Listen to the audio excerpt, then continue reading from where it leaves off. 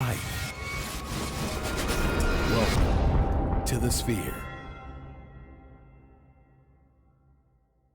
This episode is sponsored by Houston Housewives of Finance.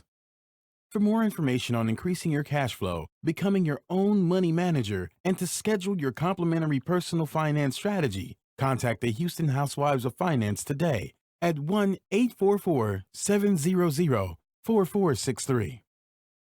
Elite Dental Wellness.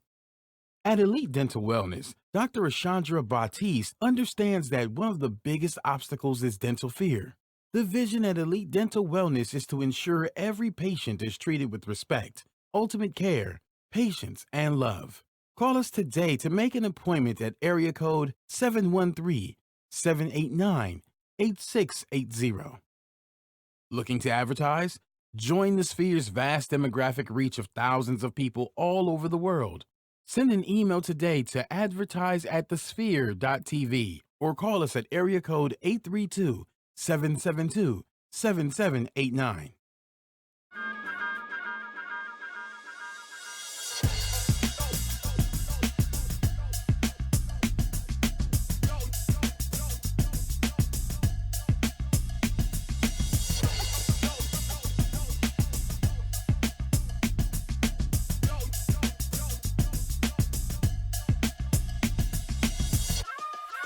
What's going on, everyone? It's your man, Kalen Laws, a.k.a. Senor Wapo, and you're tuned in to the latest, the greatest, the best, the most recent, the most wonderfulest, the awesomest. I'm making up all kind of words because I'm thankful you're tuned into Society Now. I am one half of your hosting team. Again, my name is Kalen Laws. You can follow me on all social media outlets.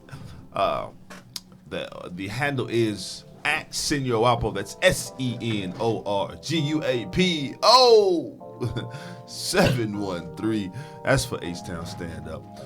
Super excited that you are joined in with and tuned in to us. And man, it's been a wonderful, wonderful, wonderful season. It's been a wonderful. Listen, I'm gonna be honest with everyone that's watching and listening. Okay, I'm a little full.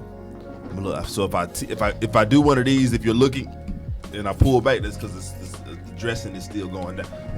I need y'all to understand something about dressing. Dressing on the second and third day, oh my gosh, it tastes so much better because the seasonings just seep in and it becomes so good. Just like the content that we have in this show is so good, and the seasoning is what makes it better. And I have some seasoning for this show next to me. She makes this show so much better. Introduce yourself, my love. Hey everyone, my name is Kira Laws. You can follow me on Instagram at The Modern Day Cindy. That's Cindy with an I, not a Y. Now I'm going to sit there. I'm going to actually combat what you said. I'm going to give you a different perspective. You said people feel that way about dressing. I feel that way about macaroni and cheese. I agree.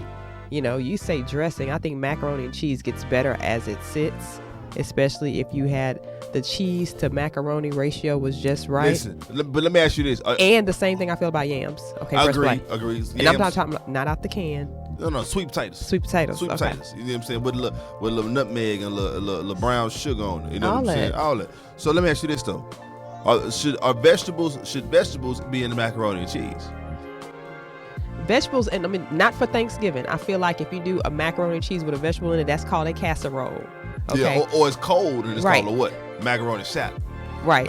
But so I feel like when you do macaroni with vegetables, that's not necessarily a Thanksgiving thing. I feel like that's something you do at a party, and it's called a casserole. Agreed. A house party, like a housewarming. Mm-hmm. And you have you bring it in the you have the dish, and it had and that glass dish. Yeah. That everybody's mama bought back in the day, and some of y'all might have bought them in the stores. And then they had some of the dishes was fancy. They had a plastic cover that came. Cover. It has little designs on the outside of it. Right. Mm-hmm. Yeah. So I feel like I think macaroni and cheese for Thanksgiving should not have vegetables in it because you have a spread of vegetables on the table. So let macaroni and cheese stand. You name it. I think it's important, and I feel like you talked about grateful. It's a grateful season. I was sitting there reading. I was reading all the things we have to be grateful about, and they were saying if you have food in the refrigerator, clothes on your body, a roof over your head, and a place to sleep, you're richer than more than 75% of the entire world. Yeah. I think that's important. If you have money in your wallet, a little change, and can go anywhere you want, you're among the 18% of the world's wealthiest people. Mm-hmm. Because if you have money and can get and go somewhere you want to go to, you're amongst the wealthy. Yeah. If you're alive today with more health and illness, not saying that you don't have illness, but more health and illness, you are more blessed than the million people who will not survive this week. Wait, wow, 1 million people worldwide. That's crazy. That's something to think about. 1 million people will not survive this week. That's crazy. We will lose 1 million people in a week. We can't even conceptualize that. If you can actually read this message, right, and understand it, and are more fortunate than the 3 billion people in the world who cannot see, cannot read, or suffer mental disabilities, you have a lot to be thankful for. The fact that we even can say this right now, in fact, we have a podcast. Come on, somebody. To communicate this out, we have a lot to be thankful for. Listen, the fact that I am married to you, I have so much to be thankful for. You're so sweet. He is so sweet on Black Friday. On the Black Friday. blackness is real, The people. black power to the people. The blackness is So real. let's talk about the people. What the people got going on? Do the people want a song? The people do want the song. Do the people want a song? I don't know if the people, not from me, but they want the song from somebody. I may not be the one they want it from. Ooh, I don't know. Okay, but there's a lot going on though. So let's talk about like gratefulness, extending the thought about gratefulness. Sure, let's do it. I earlier this week, or was maybe the end of last week, we found out that Gabrielle Union and Dwayne Wade actually had a baby. Mm-hmm. Now, if anyone knows anything about Gabrielle Union, she's in her 40s, and she said that she has been trying to have a child for a long time. She's had more miscarriages than she would care to talk about. She said her body just doesn't work like that, but she was blessed enough to be able to have a surrogate, and she was wise enough to not communicate it with the world. And there will be because that's a very sensitive time, right? You don't want anybody harassing the person that's carrying your child. Absolutely. Right? Especially if you can't carry him to defend yourself, right? So Oprah's going to do a special, and I'm almost certain Oprah's going to talk about their relationship, having a blended family now, what happens when you join in this. Now they have a little girl. I'm imagine they're going to talk about her experience trying to have a child herself, because that's a question that probably many people want to ask, like, why didn't you have your own baby? She's probably going to have that conversation. What do you feel about becoming a mother in your 40s? That's a conversation. So I'm excited to see how that interview goes. You know what? I agree, and I think that for me, it would be a great entry point. I would want to see this air quote reality show. For sure, I would want to see them. And I think this would. I thought about that. I think this would be a good. Yeah, I think this would be a good entry point, and I'm sure Oprah and her people are going to sit back and watch it. And say, listen, can we figure something out because of the dynamics, right? The blended family dynamics, which we've seen before. Right. But now with surrogacy, right? Now we don't see too many athletes, right? Especially of his caliber, Dwayne Wade's caliber on television. But you and I having known intimately about what he has gone through, even with his boys. Yes. And that whole backstory with his ex-wife. I think that there's a lot of entry points that would be very, very beneficial, because Oprah knows what she's doing. She don't spin it like a lot of for sure. reality shows do, right? Yeah, she's not looking for the dirt. She's looking for the truth. She's looking for the truth, and she's looking to connect. And that's her audience. Her audience wants to connect. They want to connect to the story. So I love it. And you said something I think is really, really strong and powerful, and that's that they were wise enough not to share that information before time. Because I never, until recently, honestly, Kim and Kanye, I never really considered the privacy of the surrogate. Yeah. You know what I'm saying? Yeah. And how that's a lot. And even with I just never considered that, and I think it's a big deal. And it's a big deal, and you think about as a person who's had children, you think about it's very much it's a special time. Mm-hmm. I can imagine that if you're a surrogate, it's even more special, and you have to be even more thoughtful about what you're doing. You're a special kind of person, right, to carry someone else's child. And I think it's a blessing. And I also wanted to talk about, and I'm hoping this is going to come up in a conversation, how the myth is now being dispelled about what age is appropriate to have children. That's good. Because you know this from talking to our doctor. That the nomenclature, the wording that they use to talk about women in their 30s having children versus women in their 20s having children is very much discouraging. Absolutely. Scary and discouraging. And they use certain words to truthfully make you think that if you get to a certain age, you cannot have kids. And we're seeing that's not the truth. We're seeing so many people having kids way into their 50s now, right? Janet Jackson had her son at 50, and people are having kids in 40 all the time now. Right. And so it's now becoming becoming the new normal. And I think what is happening is really resetting our world, because the world that we live in now, at one point, women, especially women, had this internal clock on because they really feel like they need to hurry up and get married in order to hurry up and have kids. Right. Because once I get to a certain age, I won't be able to have them. They thought they couldn't actually have them, so they didn't even think about, let me wait. Yeah. And I think it just sped up a lot of things prematurely for a lot of women. Agreed, too much pressure. Yeah, no, for sure, a lot of pressure. They pressured you, and you were nowhere near. They pressured you. And when I say that, I mean people. Period. No, it was just people.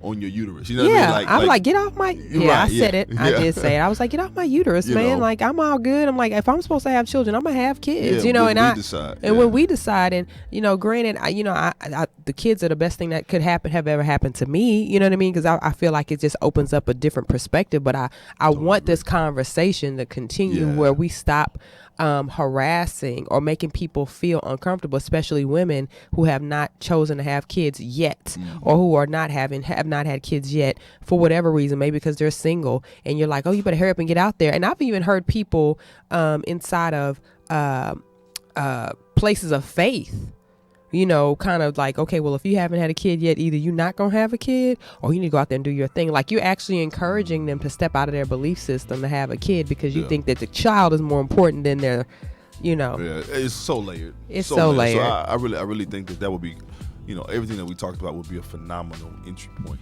Oh, absolutely. I want to be a part of it. Give me a seat at the table. I really want to talk about it. So Oprah and Own and Dwayne and Gabrielle, if y'all want somebody else to talk about it with y'all. Table. I'm here for it. And listen, I'm here for it. We're not going to even charge you that much. But you know what? Maybe you are getting charged a lot of interest fees, and them charges are running in rather significantly. Well, I got a solution for you. They're sponsoring this portion of the show, and that is Houston Housewives of Finance. Did you know that only 4 states in the U.S. offer financial education? 33%, or more than 77 million Americans, they don't pay their bills on time. 39% of Americans carry credit card debt from month to month, and 39% of adults say they don't have enough savings. Don't become one of these statistics. Let Houston Housewives of Finance advise you on increasing your cash flow and becoming your own money manager by scheduling your complimentary personal financial strategy. Contact Houston Housewives of Finance today at 1-844-700-4463 or email us at info@houstonhousewivesoffinance.com. Again, ask how you can participate in a complimentary, that means free, financial literacy workshop near you. Houston Housewives of Finance are the new faces of the new age of financial services. Get your coin and your financial picture in order. That way you can own your own network, like Oprah Winfrey with her own network called the Oprah Winfrey Network. That was. I just want to be a part of the team. You did. Let me have a seat at the table. That's all I'm saying. Oprah, I let Google your boy me and your girl. Okay. Google you. I love Google me. Okay, so now let's talk about this. Now I know African Americans have had a long history about being comfortable in their skin. Now, the past few years, we've been having a lot of people scream about melanin. We love all shades of melanin. We love the lighter shades of brown. We love the darker shades of chocolate. We love it all, right? We've been very melanin proud. Black girls rock. All of that. But recently, we found out Blac Chyna is starting to sell a skin lightening cream for about $250 a bottle. I'm going to say a bottle. And people are very disturbed about what that looks like. Like Blac Chyna, you selling skin lightening cream. I thought we have come so far. That's the conversation now. We've come so far, but now you're selling skin lightening cream. What's going on?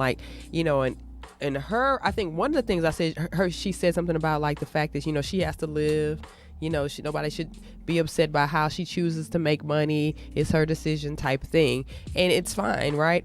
But I personally, I'm not a skin lightener. I do know that when you get certain skin regimens, you might have blemishes on your face and you might have to do a spot treatment. I've heard of that before. But that skin lightening discussion right now is a very sensitive topic because there's so many people, especially our brothers and sisters in different countries, who are not comfortable in their skin and they will lighten, they will bleach. What do you think about that? Yeah, the bleaching phenomenon. I mean, because even was it the baseball player that bleaches his skin? Sammy Sosa. Sammy Sosa bleached his skin. He changed himself completely. Absolutely. He bleached it as well as he put a whole lot of artificial substances in his face. Yeah. He changed himself. He did. I don't like it. I don't like it at all. I think it's this whole people shouldn't judge you for the way you make your money. That's a bunch of baloney, right? That's really weird and really whack, because if that's the case, we shouldn't judge anybody for the way. We shouldn't judge dope dealers. We shouldn't, you know what I'm saying, hitmen. And I'm being extreme, but it's the truth. It really is the truth. And it's a shame that we don't understand how and why that's problematic. God made you who you are. He made you perfect. Now, sure, there could be some things that may need some adjusting. You want to work on some even stuff. Your skin. I'm all for evening your skin. Yeah, you can even your skin. I'm all for. But people see that's the thing. They're like, well, I'm just doing this to even. I just feel like I'm lighter in some areas and browner in others. Right, and that may be the case. But I want you to look at someone like Winnie Harlow. You know what I'm saying? Vitiligo. Yeah, she has vitiligo all over her body. Yeah, literally all over, and she's gorgeous, and she wears it proudly. You know, and so I think it's an ideology that this whole skin lighting thing is something that we just shouldn't subscribe to. There's a self-image issue there that needs to be dealt with, and it's a shame. But I tell you what's not a shame. And as it I'm saying, let me fix that. Although we've come to the end, right? No, but it's not. We want to talk. We for real, but we do want to talk to our Facebook Live folks, and we want to ask that you subscribe to our show on all the major platforms, including iTunes, SoundCloud, Google Play, and Stitcher. Review our show on iTunes with constructive feedback, as well as share this Facebook Live post and the entire show with your friends, and you can donate to our mission to bring enriched and inspiring content each and every week. You can donate at www.thesphere.tv/donate. We need your coin. We do need your coin. But yeah, that whole skin lighting thing it's a shame. There's some self-image issues. Shout out to Dorian too. Shout out to Dorian. What up? Hey. Appreciate you, bruh. I saw Angela peek in for a second. We appreciate you all so much for tuning in. We do appreciate you guys. Thank you for tuning in. Make sure you hit subscribe so you can catch the rest of the episode, because we got some good ones we talking on. It's Black Friday. The blackness is real. We're not putting cream on the Black Friday. No cream on the Black Friday. It's gonna be dark black. Like cream and coffee. Like you're right. You did. You don't like cream and coffee anymore. You told me yesterday. No. I didn't say that. I said I actually had black coffee with only sugar, and it was actually really good. And it was on accident. I didn't want to be rude because the dude didn't have cream in his shop. That people should go that far. The dude didn't have it. He ran out of cream, so I was like, and I'd already poured the cup, so I said, crap. But I've seen so many movies that people drink it like that in movies, right? I haven't really met anyone until. No, I don't drink it like that. I just had it like that. I'm messing with you. Okay, well, yeah. So no skin lightening. No, not at all. Well, we don't subscribe to it. You do you. But understand, also know, as with anything, know what you're getting yourself into. Sure. Know the upkeep, the maintenance, and also know the risk.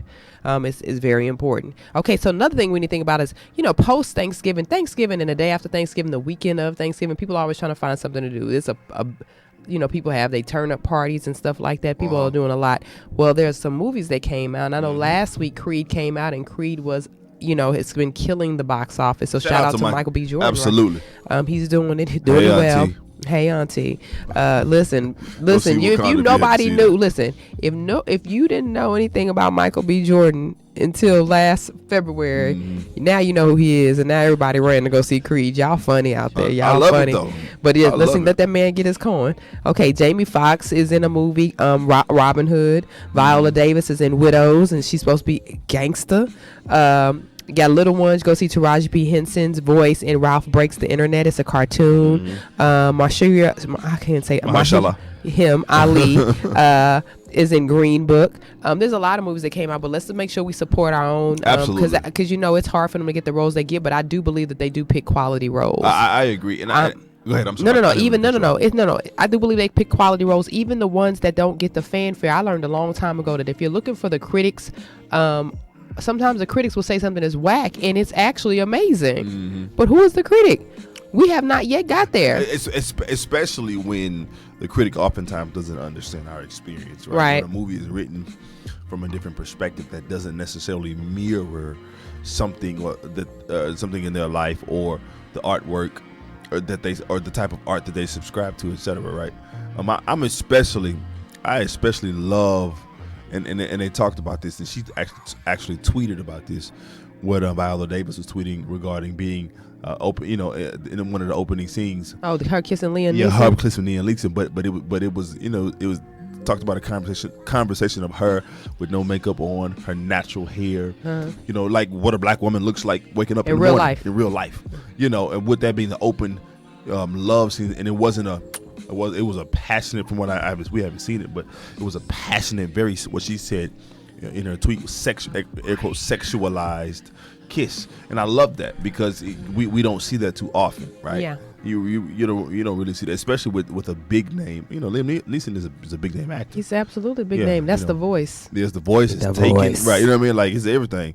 And so I think it's real good that he or that our actors and actresses, but a lot of them like to be called just actors, gender neutral.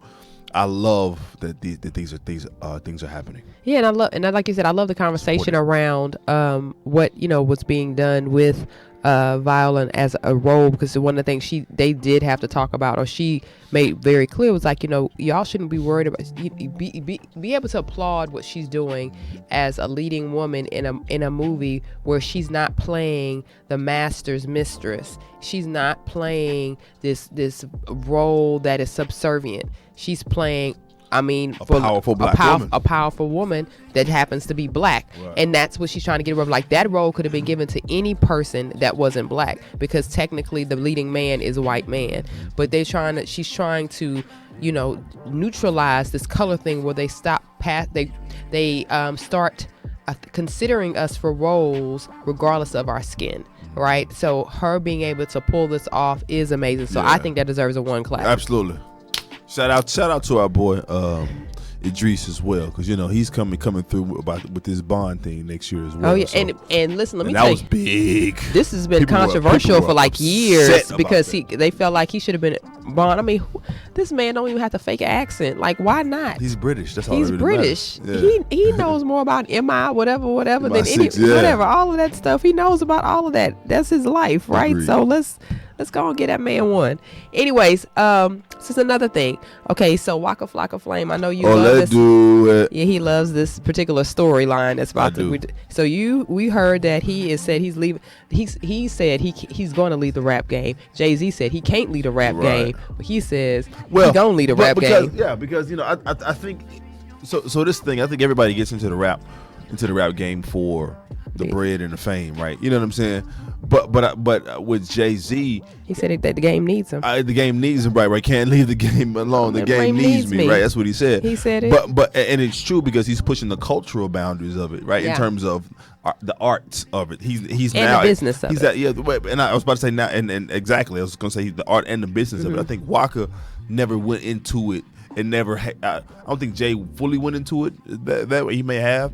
But I don't. Waka has said. He said he's 32 years old now. He done made $30 million. He said his friend. He said all his friends are rich. He got one friend that's a pastor. He said he set out to accomplish everything that he wants to do, and he's leaving rap. He said I don't have to come back anymore. He said he wants to have another child next year. Exactly. He wants to start on investments and really and getting his money done. Getting it.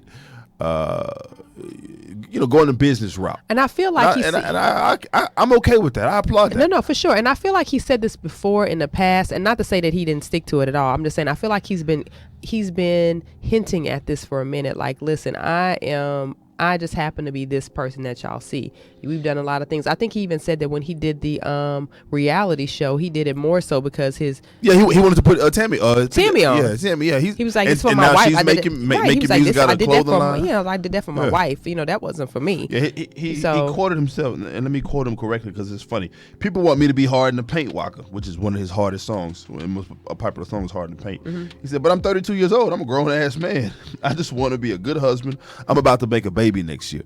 And so I'm not mad at that. I applaud that. Absolutely. Being able to, I think there's wisdom in understanding timing, right? Yeah. And that's like the hardest thing to understand, regardless of whatever it is, right? Is timing. And I think he understands that he's not built for the game anymore.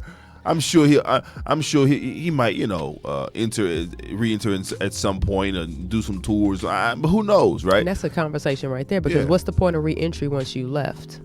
It really depends on your fan base, and if you can, and he had a huge fan base. Remember, he was a part of the crunk movement. That's what I'm saying. I'm like, I'm saying it's the point. Late part of it. You have to be the wisdom in that too. Like, what is once you make a decision like that, what is the brainstorming and the envisioning that you do to say, okay, under these circumstances, I will enter hard. You know what I mean? Or I'll stay in the background and just be the person, the creative in the background that's making things happen for other people. Like, or I become an angel investor, but I never really, you know what I mean? Like, he has to really map that out. Like, okay, what does that look like for me? Am I not really rapping anymore, or will I ever decide to go back? Yeah. Am I all the way out of the music business? Right. Like Chamillionaire did. Chamillionaire, he left the music business altogether, but he ate $15 million what is it called, endorsement deal with Pepsi, and then he invested in Uber, and he started really investing in tech. Dude's worth like $80-90 million now, but he hasn't had a song in 15 years. And so, again, I think he's one of the ones that he just said, okay, I see my lane, I see where it's going, I'm gonna go ahead and go the other route. And I respect that, man. I think you have to, when you see that the it's open for you, you got to go out there and jump. You have to jump. You have to jump. I've been vacillating is one of your favorite words, with the thought of what does opportunity look like? Yeah. And when do you go out there and actually jump? And I think a lot of times we think that jump is a very controlled jump, like out of a plane where somebody is, you're tandem jumping or you're jumping with your coach. No, the jump is a jump. Yeah. It is a jump. Now, there is a little preparation you might have to do. You might have to do a Will Smith type of prep situation, but you jumping. You got to jump. You have to be like, this is the date, this is the time, and I am jumping all the way out there. Here's the plan. Yeah. Yeah, here's the plan. Yeah, so I think it's I love the fact that he's sitting there really thinking about, he has made a decision that he's done with it, but it's going to be interesting to see how as other rappers come and some leave and people make other decisions outside of rap, because a lot of entertainers are making decisions outside of their lane. It's going to be interesting to see what happens. And it could be a situation as well from a passion perspective, right? You may not be passionate about it. And that's absolutely okay. Which is another conversation. Do you how long can you not pursue your passions? You know what I mean? Absolutely. So it's interesting. Okay, now let's talk about this. Michelle Obama. Now, Michelle Obama is, first of all, hey, First Lady. Okay, so Michelle Obama is everything that we all should ascribe to be in terms of being this boss-ish. She's very boss-like. For sure she is. She handled being the First Lady of the United States with so much class, with so much grace, with so much ease, despite constantly being attacked by what she was doing, how she was handling the role of First Lady, just the constant attack. She also handled being Barack Obama's wife with class, the mother of the girls with class. I mean, she constantly, made it a point to make sure that she represented her family well. So for that, I feel like Michelle Obama is deserving of all the accolades she's getting right now. I heard that her tour has been amazing. Excuse me. And I heard that her book is even amazing, selling 1.4 million copies so far.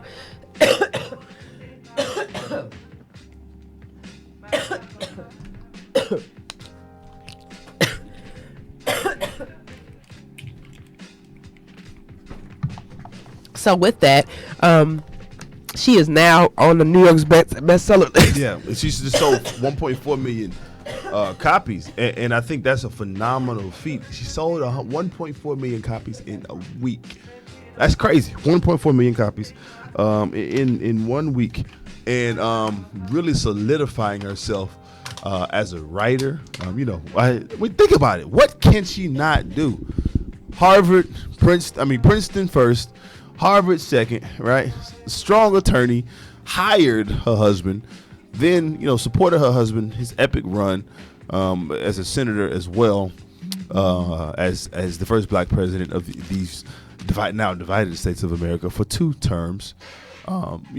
Pushed legislation, really campaigned and fought hard, and now it's her time to win. She shined in her role, and now it's her time to win as well. So I think it's really, really important that we acknowledge that success. 1.4 million copies in 1 week of her book. That's definitely New York Times bestseller. She's doing a tour all over the country right now. It says based on the demands, it's just the demands are all over. I've seen that she has stops in Denmark. She has stops in the Netherlands. She has stops in places all over Europe. So it's an amazing thing for her to see. Now, with that being said, I feel like it's so many reasons to smile. For real. I mean, and when you think about smiling, we have to think about who this portion of the show is sponsored by. Mm-hmm. And this portion of the show is sponsored by Elite Dental Wellness. At Elite Dental Wellness, our vision is to create a welcoming practice that will offer exceptional dental care and a lifetime of dental wellness. We're committed to the finest possible oral care and the overall health and well-being of our patients. Elite Dental Wellness is built on a foundation of integrity, expertise, and service. Through our commitment to modern dentistry, continuing education, and friendly atmosphere, we strive to make our patients feel that they are a part of our family. Dentistry can be scary, daunting, and uncomfortable. Dr. Batiste and her team work tirelessly to ensure your comfort. Make your appointment today with Dr. Chandra Batiste at Elite Dental Wellness by calling 713-789-8680. Again, that's Dr. Chandra Batiste at Elite Dental Wellness, 713-789-8680. Amazing. I tell you what else is amazing. Who? The Barack and Michelle Obama's trajectory towards billionaire status. Well, let's think about it. When he was running for office, he had books dropping left and right. Yeah. And then she's having a book right now. I'm sure she got a second one coming up. Right. They have a Netflix deal that's crazy. And they're not just it's not like they're having a show on Netflix. They're creating content for Netflix. Do y'all know how much Netflix people are willing to pay for that? Because they're estimated $50 million deal. So estimated $50 million deal. And Michelle had a $65 million advance for her book. And it's already sold 1.5 million copies at, I'm sure, $25-$30 a pop. So do the math. And he gets $400,000 per speech. Mm-hmm. She gets $225,000 per corporate and non-speaker appearance. We're talking about maybe 60 minutes, maybe 30 minutes, but it's a lot. Yeah, it's a lot. That public speaking thing is so strong. So I think that memoir, man, is the beginning. It's only the beginning. So I'm excited to see where the Obamas are going to be net worth wise, but it says their trajectory is quite vertical indeed. So I think it's really, really important that we shout out the Obamas. We really should. We need to make sure that they are heralded in history and in time for what they've done in policy, what they've done in the Oval Office, what he's done, what he being Barack Obama has done as a senator, what Michelle Obama has done as First Lady, right? I think it's one of those things to where we just got to keep it on our mind. And maybe you're a business owner, and what's on your mind is how to get my business heard, recognized, and known. Well, this portion of the show is sponsored by The Sphere. Are you starting your business and looking for a place to advertise? Do you have a need to reach out to thousands of people across the world to build your brand or sell your products? If so, get your product placement with advertising needs handled right here at The Sphere. We offer a wide variety of content delivery platforms, including iTunes, Google Play, SoundCloud, YouTube, and Stitcher. Plus, we have a vast demographic reach across the globe. Our enriched content and inspiring dialogue, coupled with your strategic ad, is surely to hit the mark each and every time. Now, you can call us today at 832-772-7789 or send an email over to advertise@thesphere.tv. I tell you, So listen, you're a brand owner, you're a business owner, you're a sole proprietor, you have a law firm, you have some products. Holler at us. We can make sure that you are in front of our 50,000 plus viewers and subscribers. Absolutely. Now let's talk about something else that's interesting. And I read this and I was like, oh my God, this is worth mentioning. Next year around this time, they were talking about how Black Friday will possibly not be the same. And the reason is because Something with Trump. Well, since this administration has taken, office, they have imposed or talked about imposing a lot of tariffs on different countries, a lot of tariffs on different products that we actually use, a lot product makers and manufacturers, which will actually affect a lot of buyers next year. Now, something that's supposed to be, I think initially the conversation was we're trying to bring jobs back to the U.S., we're bringing jobs to the U.S., we're not going to be sending our jobs overseas. And there is some advantage to that, but of course there's advantages to everything. I mean, any plan would have an advantage. But ideally, some of the tariffs, well, not ideally, because of the plan of bringing jobs back or having homegrown jobs, it has created this kind of trade war. Mm-hmm.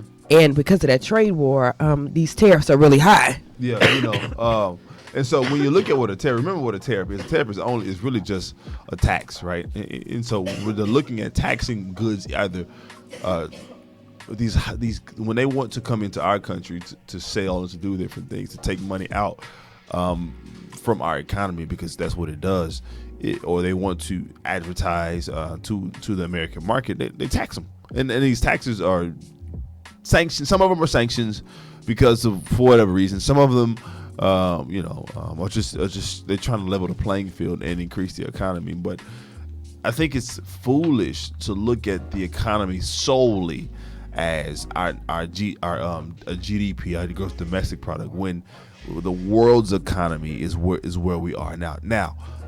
Secondarily, in terms of bringing jobs back and in terms of driving prices down, the reason why it might be an issue, because there might be a gap in things that we receive in terms of the things that we shop for, because so many things are made out of the country. So many factories.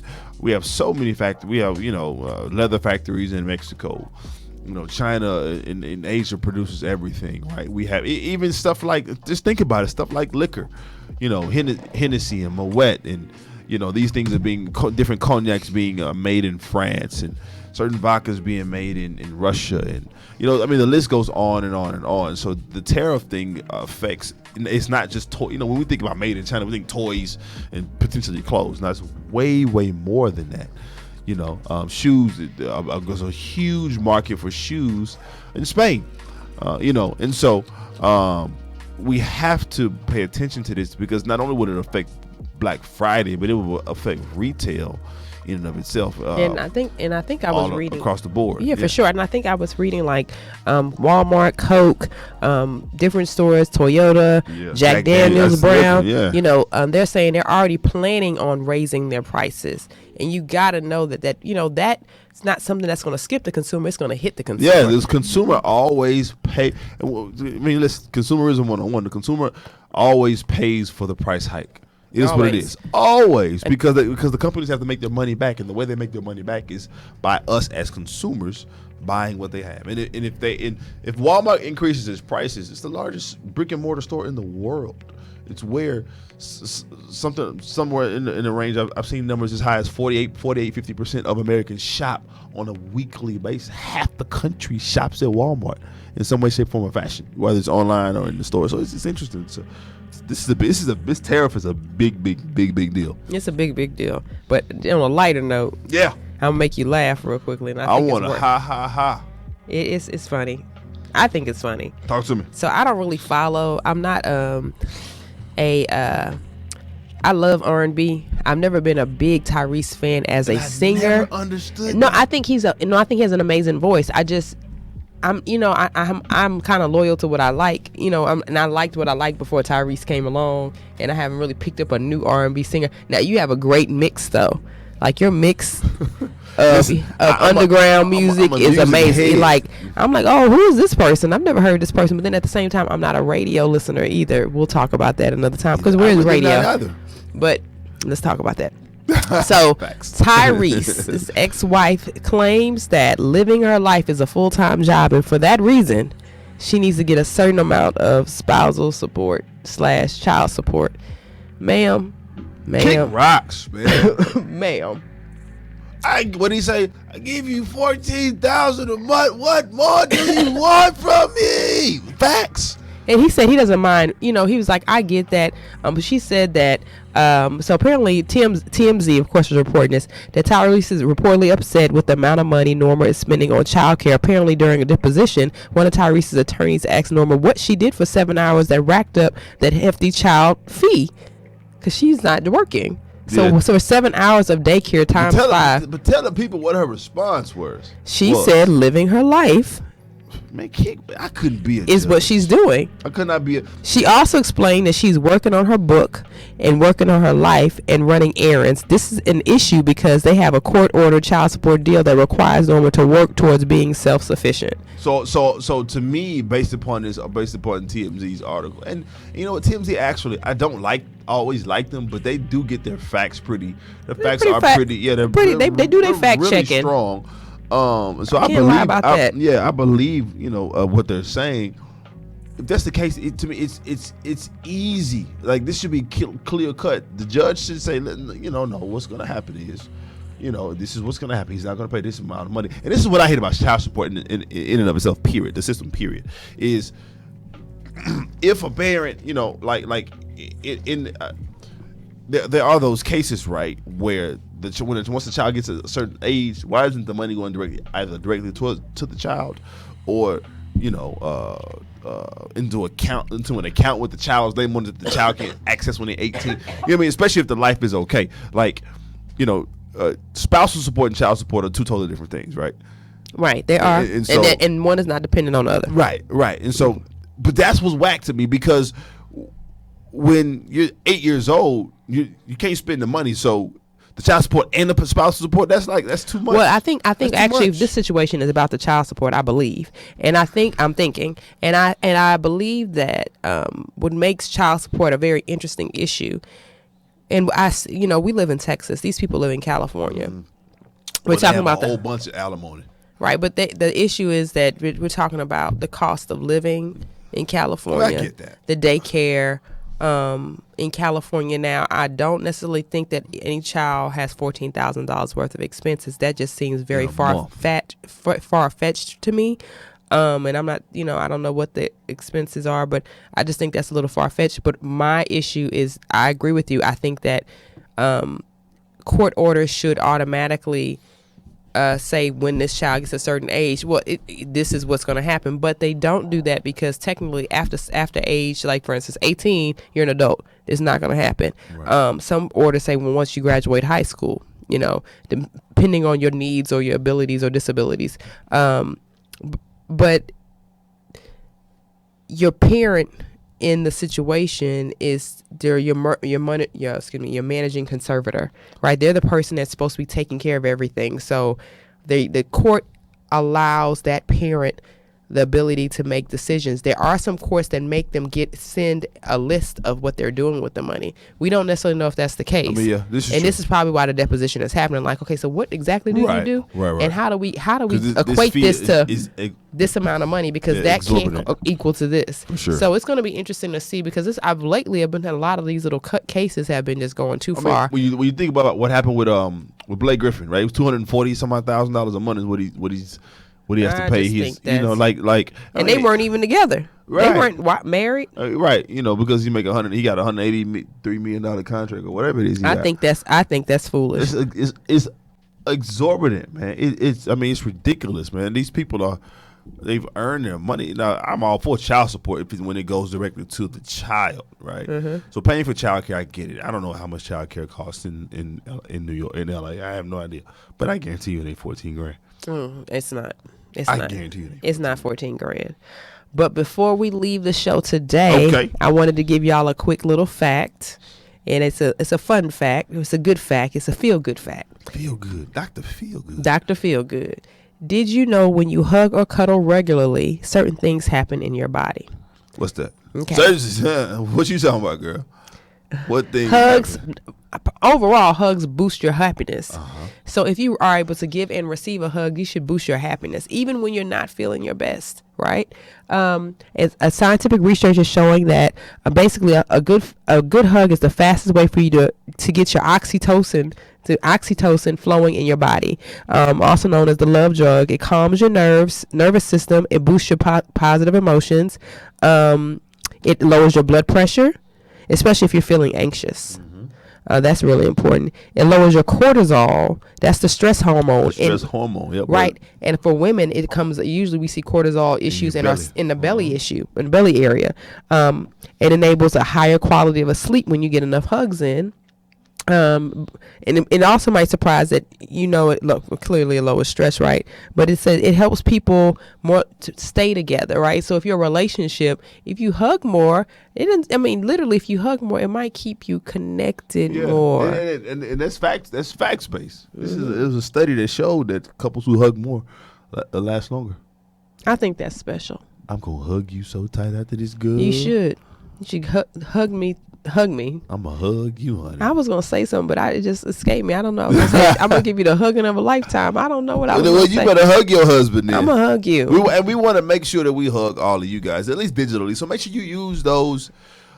Subscribe. So you subscribe, number one, but also use them emojis. Use them emojis. But likes, hearts. Yeah, but use those social media handles that we always call out. DM us. Let us know how we're doing. Sure. Let us know what you want to talk about. You can follow me at SenorGuapo713. That's SenorGuapo713 on all social media outlets. We'll see you. And you can follow me. He's always trying to cut me off. He doesn't want me to be a part. He don't want me to be. I'm just kidding. You can follow me at the Modern Day Cindy. That's Cindy with an I, not a Y. That's the Modern Day Cindy on Instagram. And we will see you next week. Ciao, Bella. Oh, Lord. I'm a ventriloquist.